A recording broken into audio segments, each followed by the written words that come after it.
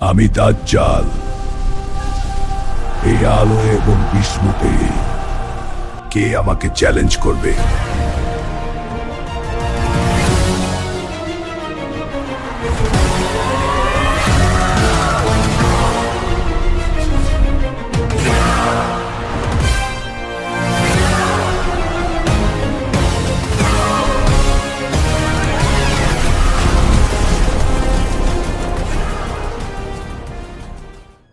কল্পনা করুন, আপনি সকালে ঘুম থেকে উঠলেন, সূর্য মাথার উপর উঠল, কিন্তু দুপুর গড়িয়ে বিকেল হচ্ছে না।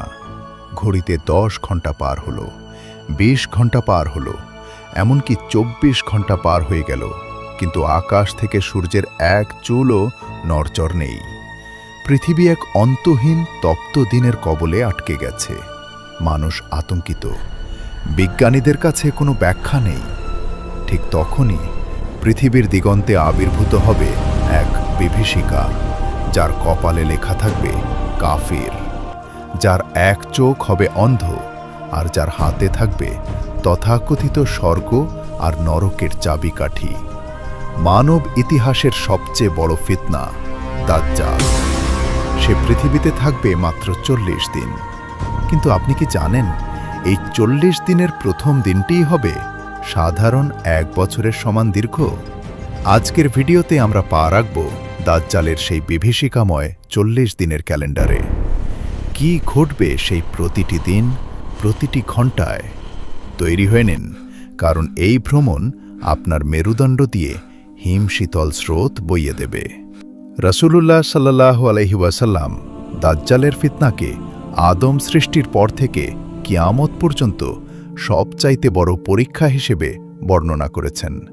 সাহাবায়ে কেরাম যখন জিজ্ঞেস করলেন সে পৃথিবীতে কতদিন থাকবে, উত্তরে তিনি বললেন 40 দিন। তবে তার প্রথম দিনটি হবে 1 বছরের সমান, দ্বিতীয় দিনটি হবে 1 মাসের সমান, তৃতীয় দিনটি হবে 1 সপ্তাহের সমান, আর বাকি দিনগুলো হবে তোমাদের সাধারণ দিনগুলোর মতোই। এখন একবার ভাবুন, প্রথম দিনটি যখন 365 দিনের সমান লম্বা হবে, তখন মানুষের মনস্তাত্ত্বিক অবস্থা কেমন হবে? প্রথম কয়েক ঘন্টা পর মানুষ মনে করবে এটা হয়তো কোনো গ্রহণের প্রভাব, কিন্তু যখন 48 ঘন্টা 72 ঘন্টা পার হয়ে যাবে এবং সূর্যের কোনো পরিবর্তন হবে না, তখন পৃথিবীতে নেমে আসবে চরম বিশৃঙ্খলা। ইলেকট্রিক গ্রিড ফেইল করবে, ফসলের চক্র নষ্ট হয়ে যাবে, আর মানুষের শরীরের বায়োলজিক্যাল ক্লক বা সার্কাডিয়ান রিদম পুরোপুরি ভেঙে পড়বে। সাহাবীরা অত্যন্ত বিচক্ষণ ছিলেন। তারা জিজ্ঞেস করেছিলেন, হে আল্লাহর রাসূল, সেই দীর্ঘদিনে আমরা কি শুধু 5 ওয়াক্ত নামাজই পড়ব? নবীজি সাল্লাল্লাহু আলাইহি ওয়াসাল্লাম উত্তর দিলেন, না, তোমরা সময় অনুমান করে নামাজ পড়বে, অর্থাৎ ঘড়ি ধরে বা সময়ের হিসাব করে আমাদের এবাদত চালিয়ে যেতে হবে। সেই প্রথম দিনটিই হবে মুমিনদের জন্য ধৈর্যের এক চরম পরীক্ষা। দাজ্জাল যখন বের হবে, সে সাধারণ কোনো মানুষের মতো ধীর গতিতে চলবে না। হাদিসে এসেছে, তার গতি হবে এমন যেন বায়ুতাড়িত মেঘ। সে ঝড়ের গতিতে এক শহর থেকে অন্য শহরে পৌঁছে যাবে। তার সাথে থাকবে এক বিশাল বাহিনী। পারস্যের বর্তমান ইরান ইস্পাহান শহর থেকে 70,000 ইহুদি তাকে অনুসরণ করবে, যাদের মাথায় থাকবে সবুজ চাদর। শুধু তাই নয়, সমাজের এক বিশাল অংশ, যারা দুর্বল ঈমানের অধিকারী এবং যারা অন্ধভাবে অলৌকিকতায় বিশ্বাস করে, তারা দাজ্জালের মোহে পড়ে যাবে। দাজ্জালের কাছে থাকবে রুটির পাহাড় এবং পানির ঝর্ণা। যে সময় পৃথিবীতে তীব্র আকাল আর দুর্ভিক্ষ চলবে, সে সময় দাজ্জাল আসবে ত্রাণকর্তার বেশে। সে আকাশকে নির্দেশ দেবে বৃষ্টি বর্ষণ করতে, আর জমিন থেকে শস্য উৎপাদিত হবে। মানুষ ক্ষুধার জ্বালায় তার পায়ে লুটিয়ে পড়বে। কিন্তু মনে রাখবেন, তার এই স্বর্গ আসলে হবে জাহান্নাম, আর তার দেখানো জাহান্নাম আসলে হবে জান্নাত। দাজ্জালের সবচেয়ে ভয়ঙ্কর ক্ষমতা হবে মৃতকে জীবিত করার অভিনয়। সে একজন মানুষের কাছে গিয়ে বলবে, আমি যদি তোমার মৃত বাবা মাকে জীবিত করে দিই, তবে কি তুমি আমাকে ঈশ্বর বলে মানবে? লোকটি বলবে, হ্যাঁ।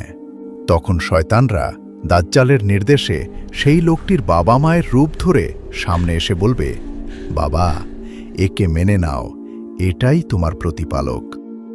কি নিদারুণ সেই পরীক্ষা!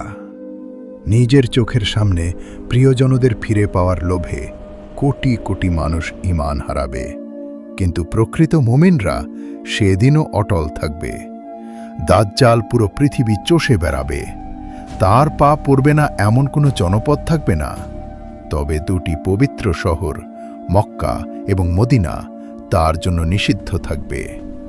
দাজ্জাল যখন মদিনার কাছে আসবে, সে মদিনার সীমানায় প্রবেশ করতে পারবে না, কারণ প্রতিটি প্রবেশপথে ফেরেশতারা তলোয়ার হাতে পাহারা দেবেন। তখন মদিনায় 3টি ভূমিকম্প হবে, যার ফলে মদিনায় লুকিয়ে থাকা মুনাফিকরা শহর থেকে বেরিয়ে দাজ্জালের দলে যোগ দেবে। শহরটি পবিত্র হয়ে যাবে। প্রথম বছরের সমান দিনটি শেষ হওয়ার পর শুরু হবে দ্বিতীয় দিন, যা হবে 1 মাসের সমান দীর্ঘ। এরপর তৃতীয় দিনটি হবে 1 সপ্তাহের সমান। কেন এই সময়ের সংকোচন? হাদিস বিশারদদের মতে, দাজ্জাল যখন তার প্রভাব বিস্তার করতে থাকবে, তখন সময়ের স্বাভাবিক গতি পরিবর্তিত হবে। এই দীর্ঘ সময়ে দাজ্জাল নিজেকে খোদা হিসেবে প্রতিষ্ঠিত করার জন্য পৃথিবীর প্রতিটি প্রান্তে তার ফেতনা ছড়িয়ে দেবে। সে একটি গ্রাম দিয়ে যাবে, তারা তাকে অস্বীকার করবে, ফলে তাদের সব গবাদি পশু মারা যাবে এবং তারা চরম দারিদ্র্যে পড়বে। আবার অন্য একটি গ্রাম তাকে স্বীকার করে নেবে, তাদের জমি হবে উর্বর, পশুরা হবে হৃষ্টপুষ্ট। এই বৈষয়িক প্রলোভনই হবে দাজ্জালের প্রধান অস্ত্র। আজ আমরা যেভাবে ভোগবাদের পেছনে ছুটছি, দাজ্জালের সময় এই ভোগবাদই হবে মানুষের ঈমান ধ্বংসের মূল কারণ। দাজ্জালের কপালে কা ফা রা কাফির লেখা থাকবে, যা কেবল একজন প্রকৃত মুমিনই পড়তে পারবে, সে শিক্ষিত হোক বা অশিক্ষিত। কিন্তু যার হৃদয়ে কুফর আছে, সে সেই স্পষ্ট লেখাটি দেখতে পাবে না। 40তম দিনটি যখন ঘনিয়ে আসবে, পৃথিবী তখন অন্ধকার এবং হাহাকারে পূর্ণ। দাজ্জাল মনে করবে সে জয়ী হয়ে গেছে, সে ফিলিস্তিনের দিকে অগ্রসর হবে। ঠিক সেই মুহূর্তে দামেস্ক শহরের সাদা মিনারের উপর আসর বা ফজরের সময় 2জন ফেরেশতার কাঁধে হাত দিয়ে আকাশ থেকে অবতরণ করবেন হযরত ঈসা আলাইহিসসালাম।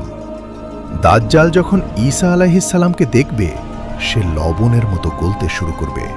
সে পালানোর চেষ্টা করবে, কিন্তু ঈসা আলাইহিসসালাম তাকে ধাওয়া করবেন এবং ফিলিস্তিনের লুদ নামক দরজায় তাকে বর্ষা দিয়ে আঘাত করে হত্যা করবেন। দাজ্জালের মৃত্যুর সাথে সাথে পৃথিবীর বুক থেকে এক অভিশপ্ত অধ্যায়ের অবসান ঘটবে। তার বিশাল বাহিনী ছত্রভঙ্গ হয়ে যাবে, পৃথিবী ফিরে পাবে তার শান্তি। বন্ধুরা, দাজ্জালের এই 40 দিনের গল্প কেবল কোনো রূপকথা নয়, এটি একটি সতর্কবার্তা। দাজ্জাল আসার আগে দাজ্জালিয়ত বা দাজ্জালের আদর্শ পৃথিবীতে ছড়িয়ে পড়বে। মিথ্যাকে সত্য আর সত্যকে মিথ্যা বানানো হবে। এখন প্রশ্ন হল, আমরা কি প্রস্তুত? রাসূলুল্লাহ সাল্লাল্লাহু আলাইহি ওয়াসাল্লাম আমাদের শিখিয়ে গিয়েছেন, যে ব্যক্তি সূরা কাহাফের প্রথম 10 আয়াত মুখস্থ করবে, সে দাজ্জালের ফিতনা থেকে নিরাপদ থাকবে। প্রতিদিনের নামাজে শেষ বৈঠকে দাজ্জালের ফিতনা থেকে পানাহা চাওয়ার দোয়া পড়তে হবে। দাজ্জাল আসার সময় হয়তো খুব দূরে নয়, কারণ পৃথিবীর বর্তমান অবস্থা সেই দিকেই ইঙ্গিত দিচ্ছে। আজকের এই ভিডিওটি যদি আপনার মনে সামান্যতম সচেতনতা তৈরি করে থাকে, তবে এটি শেয়ার করে অন্যদেরও সতর্ক করুন। আপনার একটি শেয়ার হয়তো কারো ঈমান রক্ষার উসিলা হতে পারে। কেমন লাগলো আজকের এই বিস্তারিত আলোচনা? আপনি কি চান আমরা কিয়ামতের অন্যান্য বড় আলামত নিয়ে আরও ভিডিও বানাই? কমেন্টে আপনার মতামত জানান। দেখা হবে পরবর্তী ভিডিওতে। আল্লাহ আমাদের সবাইকে হিফাজত করুন। আমিন।